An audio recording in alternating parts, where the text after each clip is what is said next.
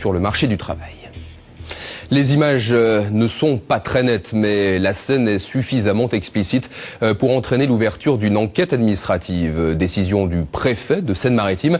Décision prise après l'interpellation particulièrement musclée de 2 jeunes gens mardi soir à Mont-Saint-Aignan, près de Rouen.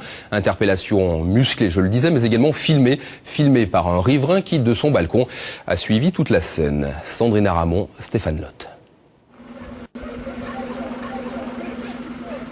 Un chien lâché sans muselière sur un homme à terre, menotté dans le dos. De la fenêtre de son appartement, Romain a tout vu, tout filmé mardi soir. Il était 22h45 lorsque 2 jeunes hommes en voiture percutent un lampadaire. Les polices municipales et nationales arrivent alors sur les lieux. Donc là on peut voir, je venais de prendre la caméra, l'arrestation était en cours après le premier bruit. Donc ils avaient immobilisé ce jeune-là, c'est ce jeune-là qu'ils ont vraiment poussé contre la voiture. Et après, ils lui écrasent la tête contre le toit de la voiture. Et après on voit pas bien ce qui se passe, mais il continue vraiment violemment. Et on peut voir que d'autres policiers essaient de l'en empêcher. Mais après le jeune, on ne le reverra plus. Les auteurs de l'accident, sous l'emprise de l'alcool, précise la police, refusent de présenter leurs papiers.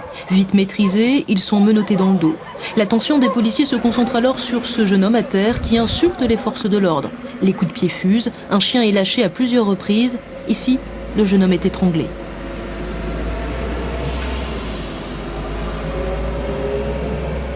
Romain filme ainsi 40 minutes durant, puis enfin le fourgon arrive. Les jeunes sont transportés sans ménagement à l'intérieur.